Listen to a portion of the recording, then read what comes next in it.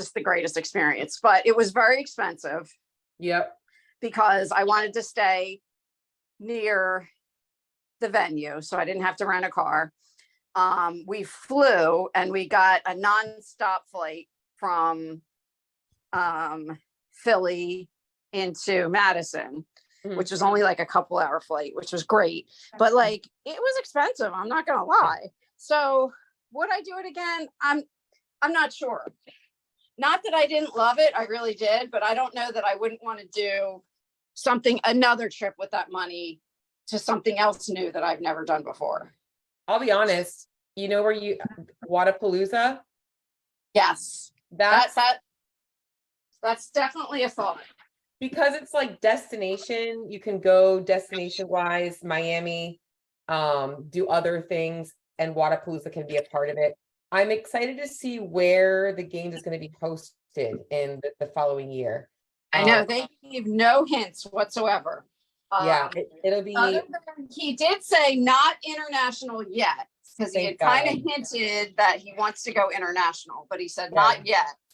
But other than that, he would not give any hints at all. People were asking him, Dave. Yeah. I'm excited to see where it's going to be. My guess was Texas, just because of the Rogue Invitational, and I just thought Texas, it would be a central location. Weather-wise, it's not too crazy, but Well, I guess depending on in Texas, but I feel like summer in Texas is hot, right? not any worse than it is in Madison. Really? You think? No, Madison is pretty freaking hot. Although it was hot. This year, I think people were saying it was a little bit chilly. That some people were saying there was like a little chill in the air. I'm like, shoot, guys, I got to be honest. I just got to tell you, Shakia knows my garage. In fact, Shakia feels like my garage makes her tougher. It's hot in my garage, and I invested in this little fan, and I want to get a second one. Oh my, let me tell you, running on my Air Runner today with that thing blowing on me felt different. It was like a different world.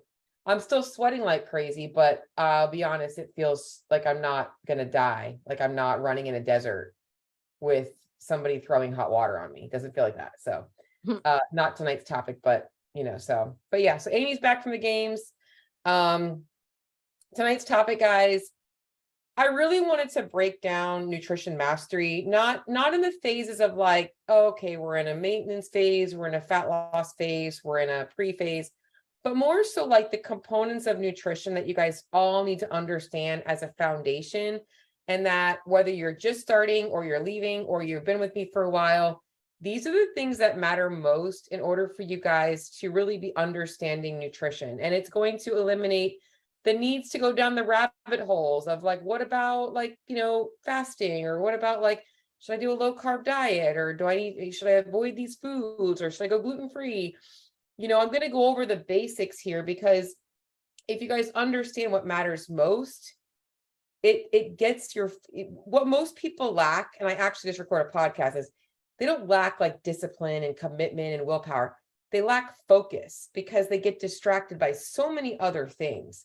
And the goal tonight is just to kind of really hammer things in on the basics of what matters most, and allow you guys to really understand how you guys can utilize this stuff and be able to evaluate your own nutrition, evaluate where you need to make some adjustments, evaluate where you're doing really well, and be able to make those changes. So before I go into tonight's topic, do you guys, anybody have anything in particular that they do want me to address tonight on your own personal stuff, or any questions you guys might have?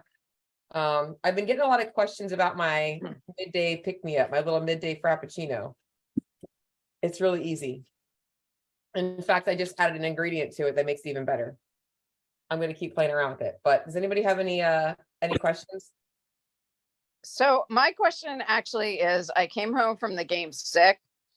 I still got up and did my walk on Tuesday and Wednesday, and went to the gym today, but like, I don't feel like eating. Like, how much do I need to eat? Like, So what I would say is, don't force feed, but get your protein in. Okay. That's what I would say. Don't force feed, get your protein in. And I would just try and say, if you're really having a hard time with appetite, think about like what you enjoy eating, right? Like, so whether I have an appetite or not, I can always have some ice cream. You know what I'm saying? And I'm not telling you to eat like poor quality food. We can talk about food quality night, but like, you know what? I could have a Halo Top bar, or you know what? I could maybe make a little smoothie and try and find things. I could have a bowl of whole grain cereal, things that actually you enjoy eating, and that usually makes your appetite come back a little bit. So don't force feed. Try and find things that you actually enjoy eating, but really just focus on your protein. And like, you know, trying to stay consistent, like first thing in the morning, protein shake, coffee. After the gym, maybe have like some kind of yogurt, some kind of yogurt bowl, granola bowl, have a lunch with some protein, have dinner. And that should hopefully help you kind of get through. So, but feel better. Scott just told me he's got COVID. Scott was at the games. So, Okay. Yeah, I so- took a COVID test. It was negative, but Good. if I keep feeling bad, I'll take another one. But it's just like a sore throat, head cold kind of thing, but just enough to make me feel miserable. At this point, I feel like COVID's just another cold anyways. So anybody Yeah. else have anything particular on their mind about anything? Nada. Well, if things pop up, don't be afraid to shoot them out there for me, because I definitely want to answer things. But I'm going to go ahead and share my screen, and hopefully you guys can see this. You guys can't see my little Zoom window, right? I can never tell. You guys should just be able to see the actual 4 phases of nutrition mastery, hopefully. Okay. So what I want to start with here, guys, is just breaking down essentially the time commitment that it would require for people, whether you're a client of mine or not, to understand how to master their nutrition. Okay. So it would take less than 10 to 20 minutes a day, 6 to 12 months for you guys to really dial things in from start to finish. Now, a lot of people like myself have had an evolution where nutrition progressed over years and years and years. And so I'm well beyond a 12 months, but like the first 6 to 12 months was a lot of learning. And since that first 6 to 12 months, I've learned a lot more. But for the basics here, guys, 6 to 12 months of being consistent with these things, and you are on the path to nutrition mastery. And yes, I put 10 to 20 minutes a day because it should not take more than that to figure out how to build balanced meals and all that stuff. Okay, if you're focusing on the right things. The goal is truthfully, honestly, to solve all of your nutrition problems for good. If you're doing this stuff, you no longer have to worry about like what you should be choosing at a restaurant, or how to deal with social eating, or what to eat when you don't have time to cook. You don't have to worry about that stuff. It's what about my hormones and my metabolism? All of this stuff, if you're doing this stuff, you don't have to worry about that stuff. It covers all the bases. All right. If you master this stuff, I full-heartedly believe you will never have to diet again. In fact, I haven't talked about it in a while, but I yo-yoed my weight a ton. All right. If you know my story, when I was 19 years old, I developed anorexia. I was depressed. I was dealing with anxiety. I was in an abusive relationship. I lost my grandmother, and I was coping with all of the things I was dealing with by starving myself and literally burning myself into the ground. And my family did not know what was going on because, I mean, I guess eating disorders were known about back then, but they weren't as prevalent as they are now. And I knew something was wrong. In fact, I even remember having a conversation with my dad, like, hey, Dad, I don't know why, but I'm like becoming afraid to eat. Like, I remember having these conversations with him, and he would be like, what are you afraid of? Just eat. It's just food. Like, he didn't know what to tell me. So it went on for years and years and years until finally my mother realized what was going on with me. And from there started this spiraling of like going to therapy and going through binge sessions and gaining weight back, and then going back into my eating disorder and gaining weight back. And it was just, and then I finally, kind of came out of treatment after, doing it the healthy way, and entered CrossFit and developed this like whole love of eating paleo, because paleo was a thing, and it removed the need to like track my calories. And I was like, oh, food freedom, I can eat as much as food as I want. And I started gaining weight again. And I'm like, here we go again. I'm gaining weight back. And, it was just this constant yo-yoing. But since I have honestly taken everything that I knew from a non-emotional place of my eating disorder, from the logical place of what Cheryl knows and has learned through years of schooling, and what I know now, like I've put it all together and I've got this thing that now, since 2015, my weight's been in my control and I don't have to worry about it. I stay within about a 10-pound radius. Right now I'm trying to gain a little bit. Goal is to stay up there a little bit. So I want you guys to realize the same thing is for everybody. All right. So we're going to go into phase 1. And I'm keeping this super big. I could zoom out a little bit, but I feel like it's nice to have it big so you guys can see it pretty well. Okay. So I'll zoom out a little bit just so I can kind of make sure I'm looking at everything at once. The food basics. Okay. Phase 1, the basics. All right. So also I'm going to tell you this, just because these might say phase 1, phase 2, phase 3, it doesn't mean you can't have different phases going on at the same time. Some people dial things in all at once, but if you want to underwhelm yourself, or if you know someone that's a beginner, this is a great way to kind of progress them through nutrition. All right.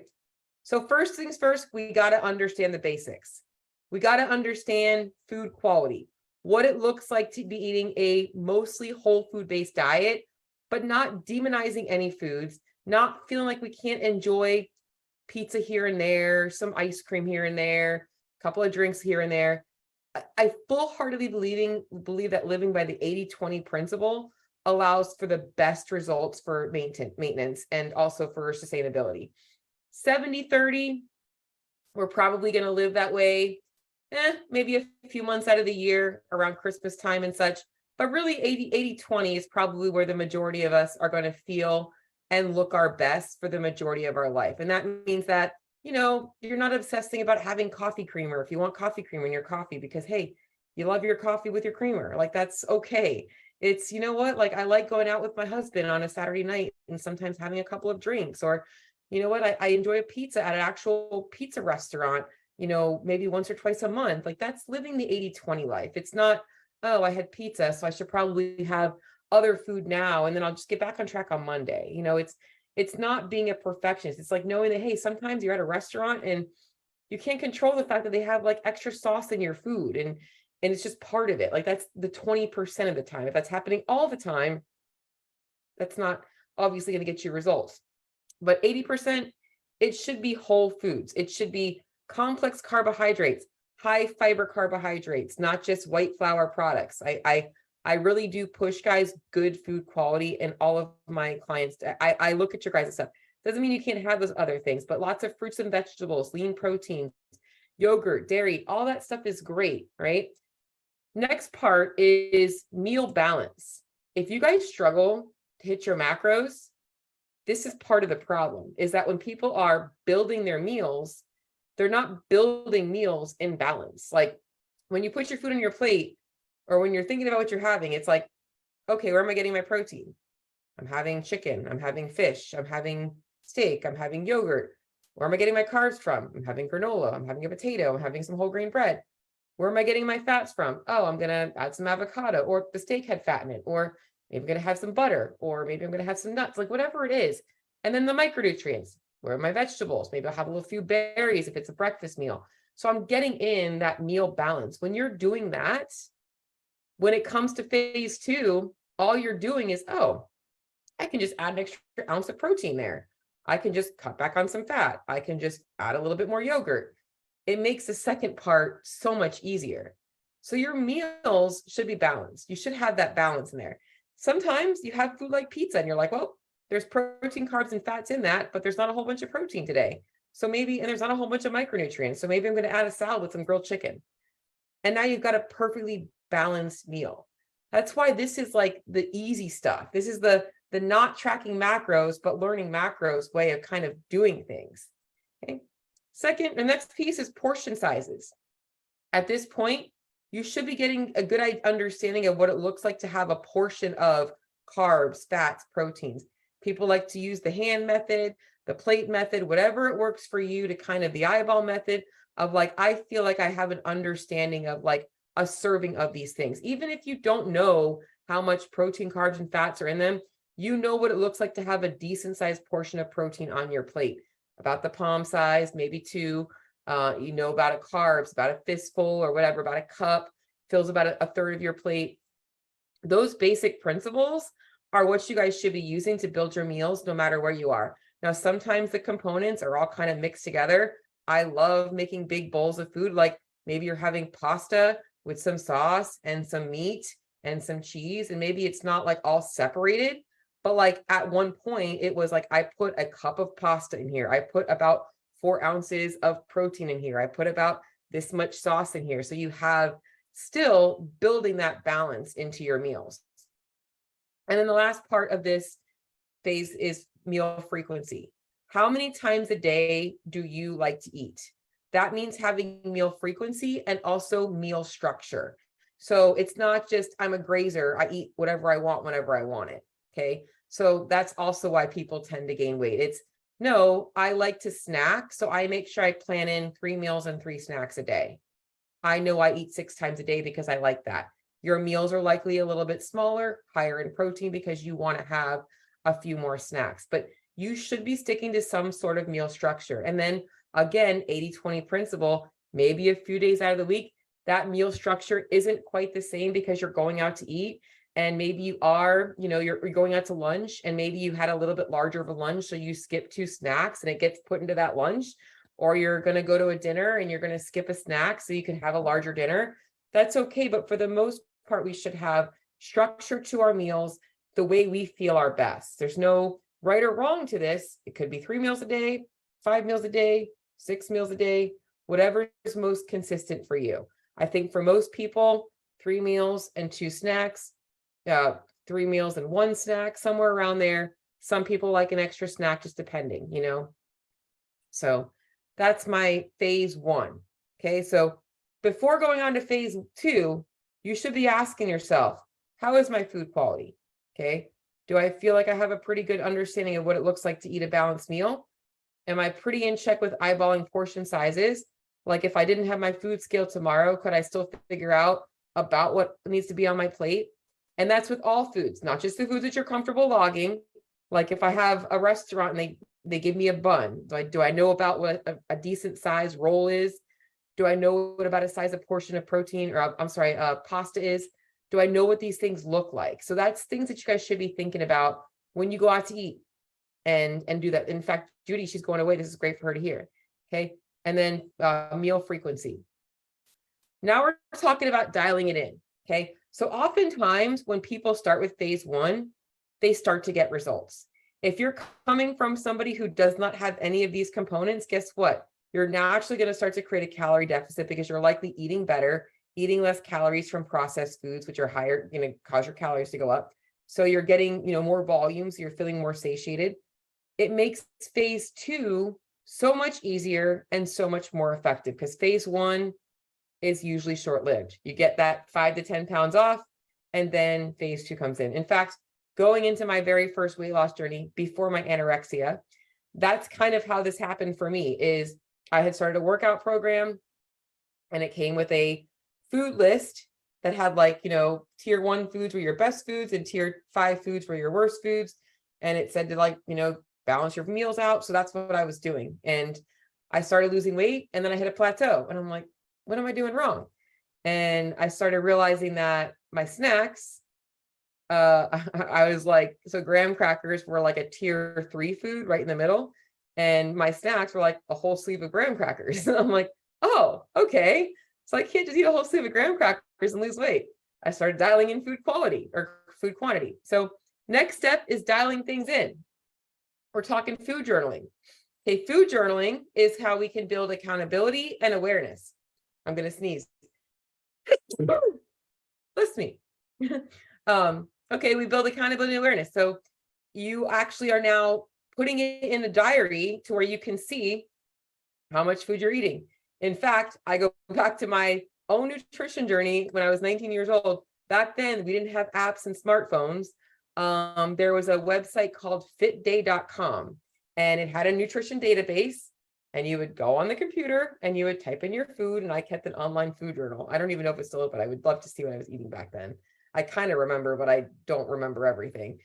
But that's accountability and awareness. So you're now building awareness around the nutrient contents of the food you're eating, and it's keeping you accountable to those things. So you're not doing any random grazing throughout the day. You're like, oh wow, I realize that I'm actually grabbing in a handful of nuts before I eat dinner, and I'm not logging or not thinking about that stuff.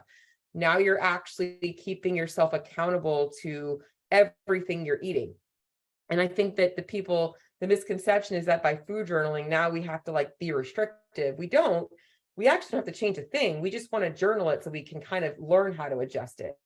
Okay. Portion accuracy. So obviously the eyeball method is great, but 2 ounces of chicken might look like 4 ounces to somebody, but might look like 1 ounce to somebody else, so we want to start to get accurate when the weight loss plateaus.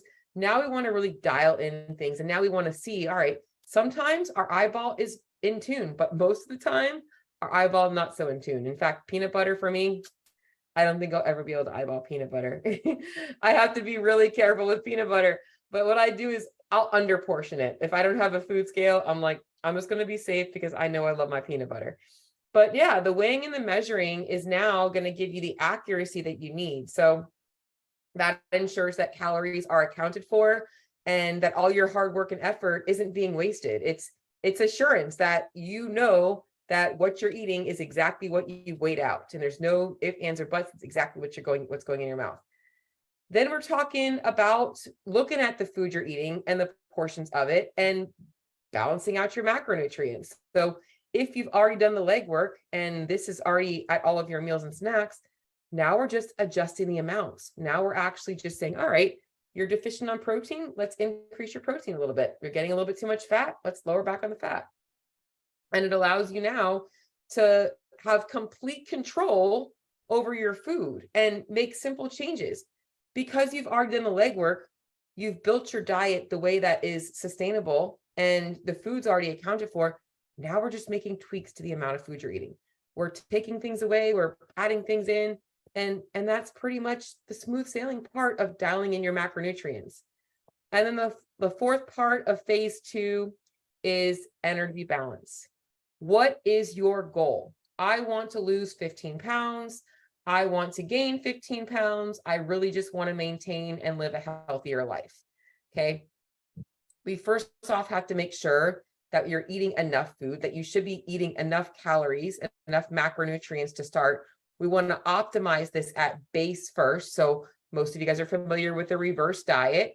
You want to make sure that you're eating enough calories so that when you go into a deficit, you're not living on poverty macros. I just made a Instagram reel about that. If you've been under eating for too long, because a lot of people, when they do focus on really changing their diet, they start to cut calories. Like for instance, if you're eating like a basic, if your main meals are like chicken breast, rice and potato and broccoli, you're probably eating 400 calorie meals, 400 to 500 calorie meals. If you're eating 2 of those a day and then like a 300 calorie breakfast, that's 1,300 calories factoring in your snacks. Now we can kind of see, okay, maybe they need to eat a little bit more, but we want to optimize at base first and then figure out, all right, we got to get you to a deficit to lose weight, maintenance, or surplus. Now, I'm only talking about the nutritional stuff here because when it comes to energy balance, I want you guys to understand that I am a lover of keeping you guys eating more and moving more. I love seeing my ladies walking right now. Okay. Because I love that. I would rather you guys be more active in your day and feed your body, because activity is what our body was designed to move. And I think that you feel so good after a walk.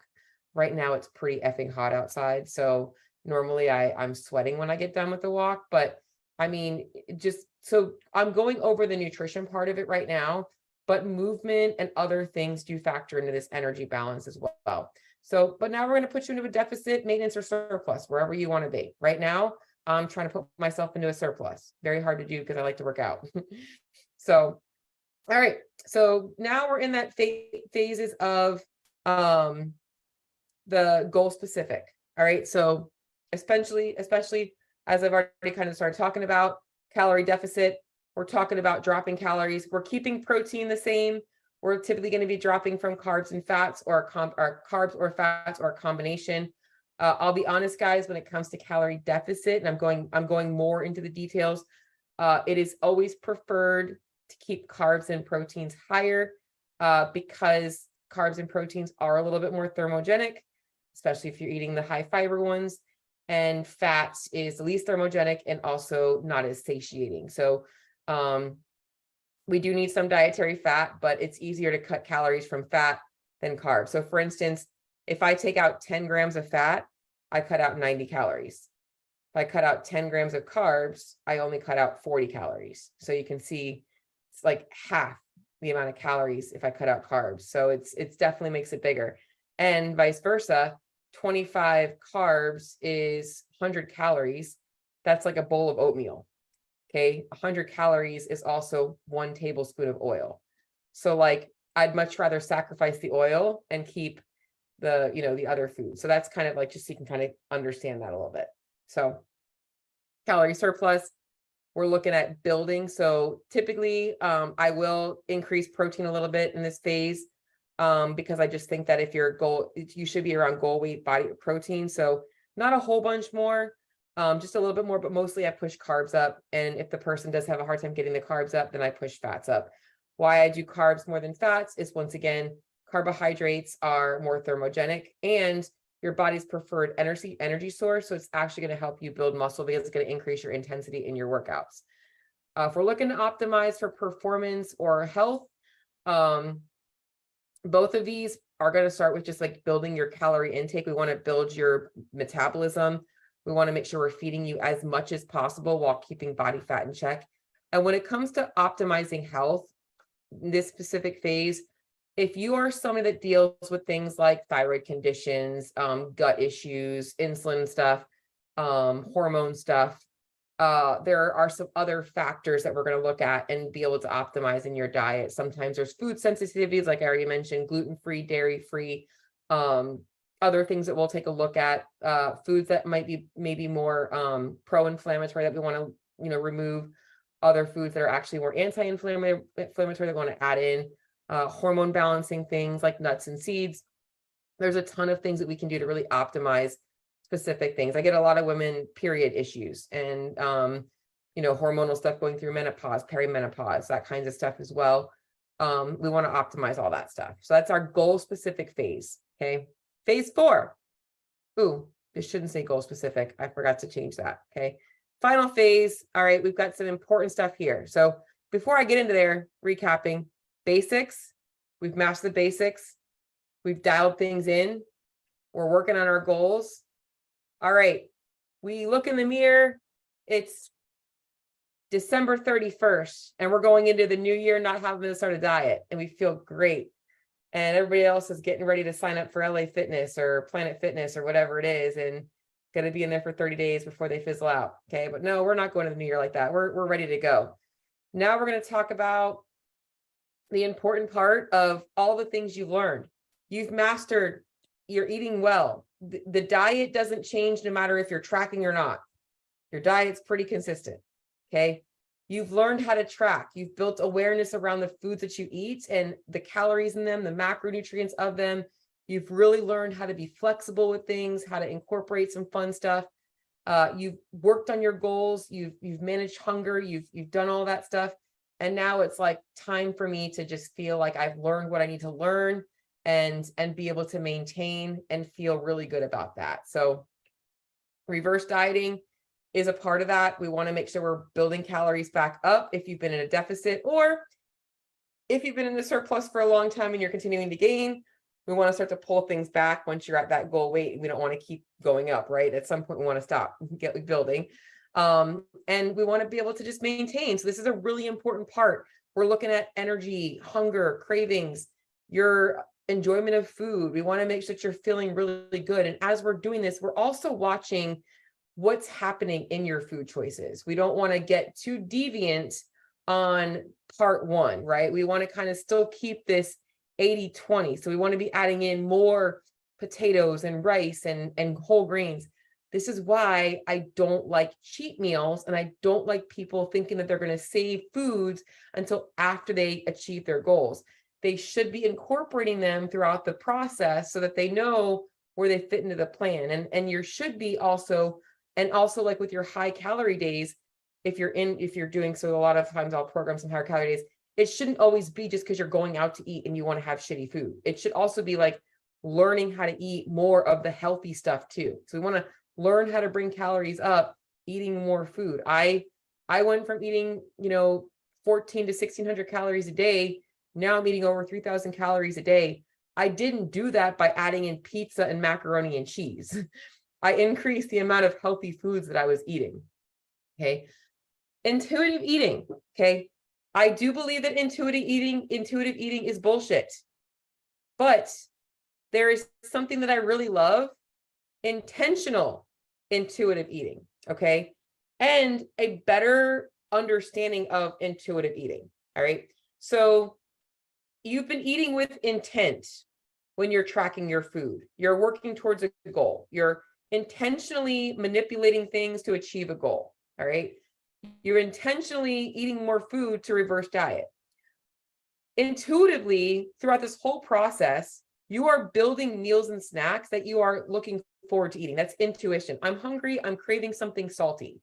Okay. I'm going to have a salty food that actually does this.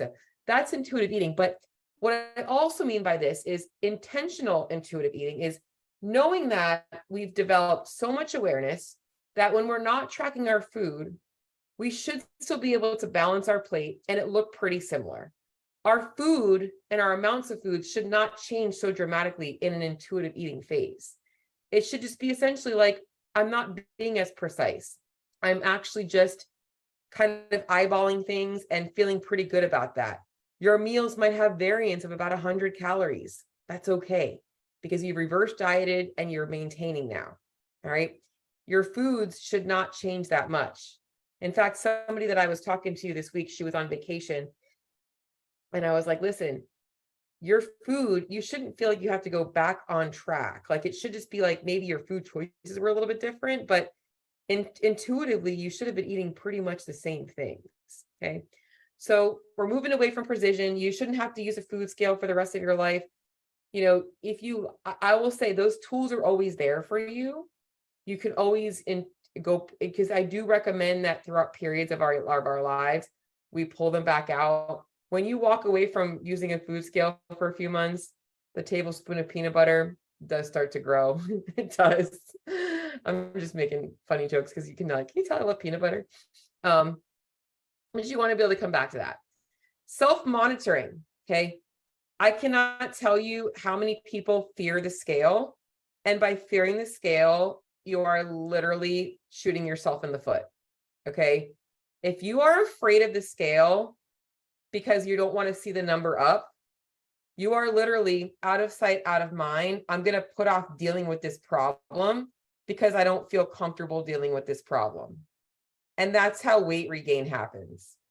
So I think that more importantly is understanding the purpose of the scale as a metric and accountability that like, hey, if the scale's climbing up, I probably should pull my tools back out, get back into my FitnessPal, get my food scale back out, and sure, I'm eating the right amount of food for myself. Somewhere along the way, things have kind of moved away from where I was at base. That's self-monitoring your habits to ensure that you're maintaining your results. You also want to think about feedback. If all of a sudden your energy is dipping and you are a notorious undereater, maybe you're not eating enough carbohydrates all of a sudden because you're not focusing on them. I'll be honest, like if I didn't track my food, I know that I would not eat enough. Not on purpose, but I have to really think about it. I have to really think about how much food I'm eating. So you want to pay attention to feedback as well. And then the final part I put on here is lifestyle integration, which honestly should not really be that difficult because this whole thing should be lifestyle focused. This should be fitting into your life, not like a snapshot away from it, but just knowing how to maintain throughout the different seasons. Like you're on vacation and you spend a week and you're like not really focusing on things. You should be able to come back home and not feel like you have to crash diet to take the weight off. It should be like, oh, I was actually really moderate. I enjoyed myself, but the weight wasn't up 5 pounds. Your weight shouldn't jump up 5 to 7 pounds after a trip. maybe 2 or 3 pounds. But if it's jumping up that much, it means that your food choices and decisions have likely been very different than what they are at home. And, even if the foods are different, the amount of calories shouldn't really be that much different. Like, you might be trading out rice and sweet potatoes for some tortilla chips and a couple of drinks. But the portion should still be, because throughout this period you've had those things, you should be like, I know that I should probably only have about 10 chips because that's probably about 200 calories. Like, you should be able to eyeball that stuff and feel confident. So that's it, guys. If you guys want to know, this is the steps that you guys have to understand that will allow you guys to maintain the results that you want for yourself for good. If you master all of these things, going from part 1 to part 2 to part 3 to part 4, you never have to diet again. And as I said, 10 to 20 minute commitment a day, because it does not take more than 10 to 20 minutes to balance out the accumulation over all of your meals. If you're in phase 1, it does not take more than 20 minutes a day for you to make sure that your meals are balanced and portions are in check. Doesn't take that much time. Once you've mastered that, you're not even thinking about that anymore. It won't take more than 10 to 20 minutes of your time to food journal and weigh your food out and make sure that your macros are in check. Does not change anything. And it will not take any extra time to simply make small adjustments to that. That's why I said people don't realize it is literally a 10 to 20 minute time commitment for you guys to achieve your goals. You can say, well, what about meal prep? That takes time. What about food? Yeah, but even if you don't have the time, you don't have to. I can buy deli turkey and throw it on a salad if I really wanted to, right? There's no extra time commitment to mastering this stuff. There might be more time commitment involved in making the food, but you have to cook the food regardless of if you're working on your nutrition or not. You have to cook. You have to buy food. You have to get takeout. That's different. But mastering your nutrition does not take more than 10 to 20 minutes of your day. And that's my spiel tonight, guys. Was that helpful? Yeah, thanks, Cheryl. Questions, comments? Mind blown. Nothing to say? Oh, no, I pretty much agree with what you were saying, that you have to figure out how to make it work while you're in it, so that when you get to your goal, you know how to maintain it. Absolutely. That's it. I think about this because I was talking to a client of mine, and she like talks about paleo, and I ate strict paleo for so many years that my meals still look paleo, my main meals, but I've just added to them. I've added carbs back in and dairy back in, because I built that foundation of protein and veggies. So I don't even want to call it paleo, but I've got that built in my head. Like, a meal doesn't feel right if those two components aren't there at least twice a day. Like, I don't do every meal like that because I eat so much, but my main lunch and dinner, really right now, it's been breakfast and dinner that's been protein and veggie based. And I have the carbs to kind of round it out, because that's just what makes me know I'm getting my micronutrients in. And that's really what you guys have to understand. The hard part of it is knowing that, in your fat loss phase, you're going to be a little bit hungry. You might have to not eat out as often. You might have to cut back on some of the fun foods, but you get them back in. The fat loss phase is temporary. Everything else is the same. So, but does anybody have any questions about any of that stuff? Kim, I was wondering if there was some sort of, is that sheet, the slide that you put up, posted somewhere, if we wanted to refer to it? And then I also have another question about vegetables. Yep. Okay. I don't really like them. And I try to like them. And part of it is because they get old so fast, and I live out in the woods and don't get to town very often. So do you have a strategy? Do you buy, like, I've given up trying to buy broccoli. It stinks up the little fridge. No one else eats it. Yeah, I just wanted to hear Okay. your thoughts about So, yep, so vegetables, we're gonna talk about vegetables. First things first, yes, I'm gonna send out in your dashboard and Trainerize, you'll all get a PDF of this when I send out the recording. So tomorrow or Friday, you'll get a ping from me in Trainerize. It says, hey, here's this week's live training along with the PDF. So I will try and send it out again. Whenever I make things like that, I always try and send them to you guys, so you guys have those. I just have to make that typo correction from phase 4. But let's talk about vegetables, guys, because vegetables, okay, there are so many vegetables. All right, so Kim, can you tell me any vegetables that you do like? Like, as you go to a restaurant, there's a salad that you order, or something Yeah. that you had somewhere. So give me some ideas of the vegetables that you like. Not that I dislike vegetables totally. It's just I'm so used to eating them with hummus or salad dressing and nuts and like if I make a salad, it's a good salad with all kinds of stuff on it. That's too much.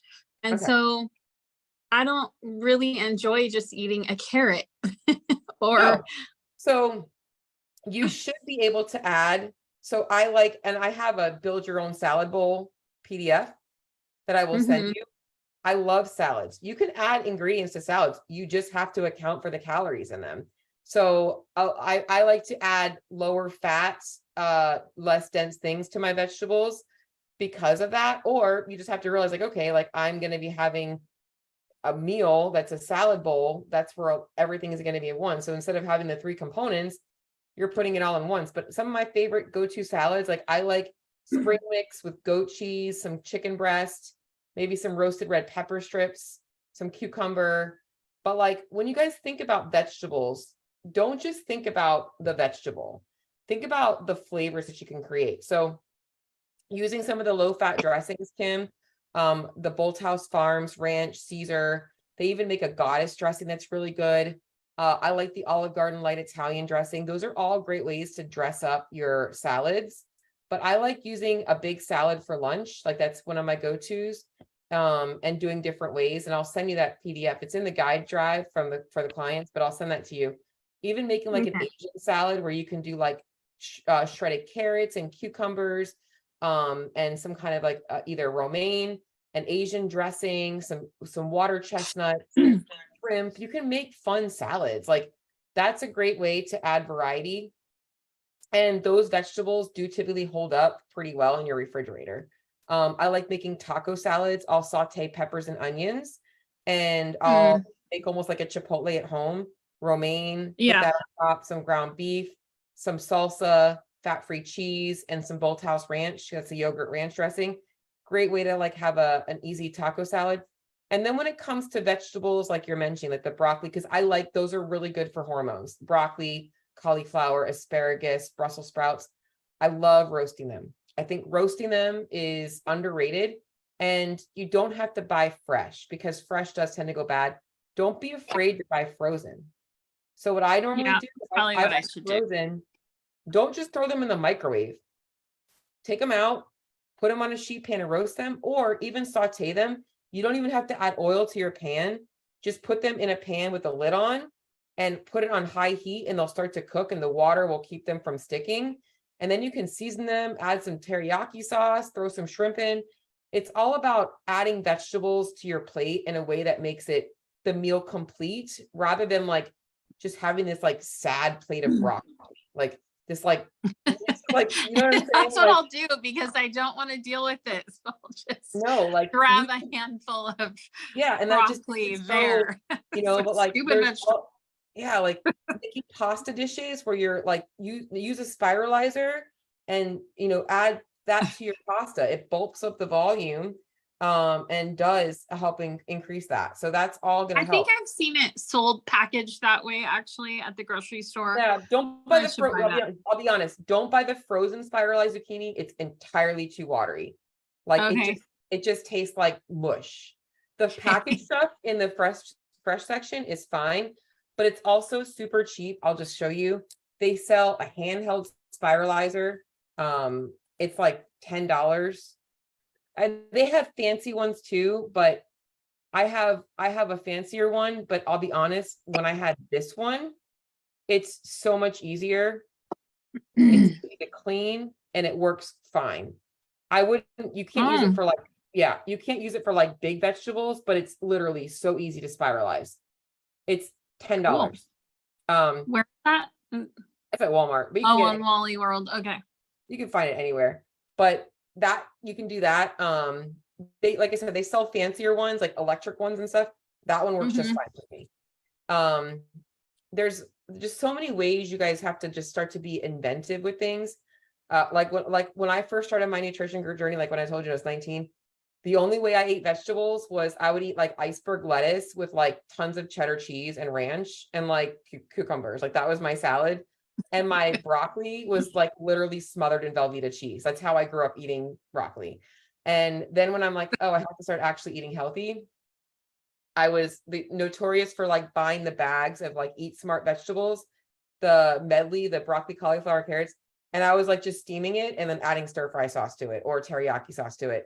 And then I'm like, That's what I do. yeah, kinda. I'm like, this is, and then I was like, this is getting kind of boring. So I'm like, what's next? I started to kind of work on different salads. I added in things like I used to hate tomatoes. I'm like, oh, let me add tomatoes. Like I can eat these. When you are literally in a calorie deficit and you're cutting out all that processed foods, fresh food starts to taste better. So I found that I was craving those fresh foods more. So Okay. but yeah, I would experiment. Let me just show you real quick what I have. In that guide folder, there's also all of my recipes that I have in there for you guys do have a ton of vegetables in them. Like I always put vegetables in my meals, like the 5-ingredient meals and such. But there is something called the build your own salad. This, okay.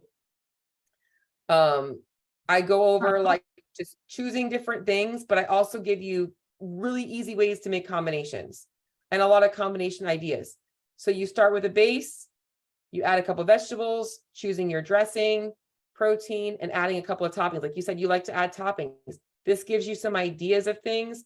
And I've even put together like some fun different ways to have salads, like a Southwest salad, a spring mix salad.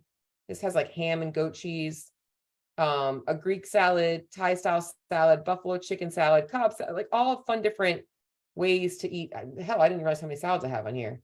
I even gave a bunch of different of my dressing ideas and all that kinds of stuff for you too. So Okay. I think I just yeah. need some inspiration, so that'll help. Yeah, take a look at this. I'll make sure I send this to you in Trainerize, just so you have that as well. Okay. And I'll be sending out this one as well. Does anybody else have any other questions like that? Vegetables is a good topic. I think that a good thing for you, Kim, is just to start to learn, make it a point for you to incorporate 150 grams of vegetables at lunch and dinner somehow. Like Oh. making that part of your priority. Like 150 grams. Okay. Yep. One more question. I was throwing kidney beans and chickpeas and things. Are those counted as a vegetable? The legumes? I No. do think I No. noticed my scale goes up after I eat a bunch of them one day. So you may actually have a little bit of a lectin sensitivity. So there's lectins in beans. Mhm. If you notice that, you don't have Hashimoto's or anything, right? Not that I know of. Okay. No thyroid's normal? No.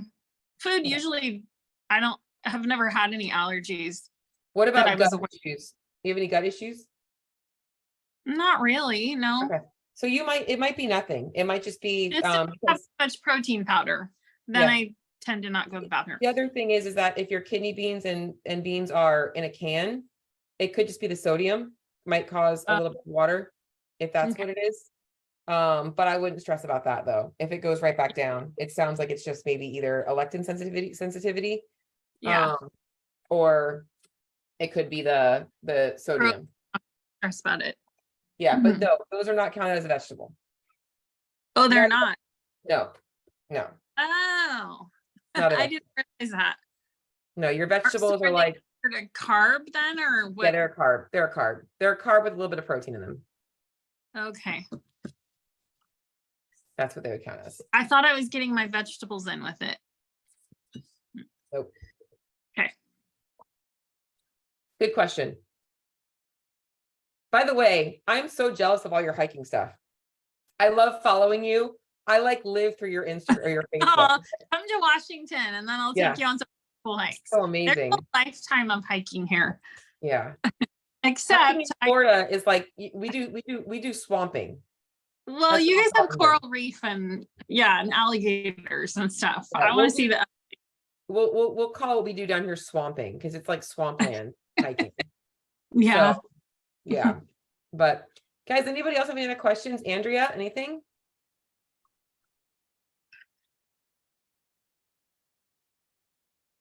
No? Amy, Shakia? Y'all are good? All right, ladies. Well, fun chatting tonight. As always, if you need anything, you know where to find me. Kim, I just sent you that guide, and as I will make sure that this guide gets sent out to you. I just have to make that infographic that I'll put it together. Let me just fix that last thing and I'll make sure I send that out with the recording of this too. So, all right. Sorry, I couldn't find my phone actually. I wanted to answer you and I couldn't find my phone. To Oh, that's unmute it. okay. No worries. You doing okay? Yeah, thank you. You know what? This is good. I really love making sure that you got a good solid basis for everything. Best part, I think. So For sure. And it's honestly just a constant reminder, guys. Here's what I'm gonna leave you with is this. Whenever you question, am I doing the right thing? Is this going to work for me? Know that all of this stuff that I told you is how it works. Am I doing is this going to work? This is what you need to know. There is no other plan. There's no special plan. All the crap out there, you can just throw it all away. Keto, low carb, fasting, Jenny Craig, whatever it is. Optavia. Oh my God. Oh, I feel so bad for women that go on that. I have a friend that keeps doing Optavia, and I just know if I talk to her about it, it'll turn into a argument. So Yep. I don't, and I feel so terrible Yep. for her. And when you say she keeps doing Optavia, that likely means that she keeps regaining the same weight and doing it again and doing it again. So Yeah. Yeah. if you were going to say anything like, how many, do you really think that that's, here's the easy thing, do you really think that's effective that you've had to keep going back to it? Her response is going to be like, yeah, but I got off track. But you shouldn't really have to get off track. Just something. Yeah. Yeah. So, but all right. Her thing is she doesn't want to record her stuff in the diary, you know, the fit. But I'm glad I'm developing the habit because then you get fast at it and you get used to it and it just becomes part of life. It's easy. It's not forever. It's a, it's a tool. And it's like, once you get used to it, it's easy. I've been tracking my food for consistently since 2015. And I had days and stuff off or whatever, but like for the most part, that's what I do. And it's become just part of my routine. And it's like not that big of a deal. So How come you don't quit tracking? Like you obviously are accomplished with nutrition and you exercise like crazy. So do you ever, why do you choose to keep recording everything? because it's like you said, it becomes part of my day. It doesn't bother me. Mhm. I actually enjoy tracking. So why would I stop it if I don't, if I like doing it? You know what I'm saying? Oh, okay. Like Yeah. I record my workouts. Why do I record my workouts if I don't have a goal? I like to have data. I just, Yeah. I mean, for me, it doesn't bother me. It's part of my day and my routine, just like anything else that I do. If I didn't track, I'm not going to die. Yeah. My fitness pal has crashed on me a few times recently and it's been frustrating. And I was like, okay, whatever. I'm pretty much doing the same thing. It's not a big deal. But no, it doesn't bother me at all. Yeah. So I would like to not track, but every time I stop, I start overeating or don't realize how much I've been snacking and my weight will slowly creep back up. once again, mastering the first part is like the basic meal structure. When you're tracking or not, it should stay pretty much the same. That's the key. And that's like with me, like if I didn't track, my food would pretty much be the same, so, but yeah, honestly, it really keeps me in check. I feel like it gave me my life back in a lot of ways with nutrition because I was afraid to eat too much and I would undereat. So this actually does help me eat enough. Funny how perspective is, right? You use Yeah. it to not eat too much. I eat it because I'm afraid I won't eat enough. So- Mine is because I don't want to record the 5-pound bag of M&Ms. Yep. Yeah. I remember my- I remember my binge days when I did not record that. And the next time, like, I wonder how many calories I ate. And I would go in there and put it like, oh my God. Whew, Yeah. that was a rough day. So I would Okay. try and- Thanks. yeah. All right, Thanks, guys. Cheryl. I'll see y'all later. Bye-bye.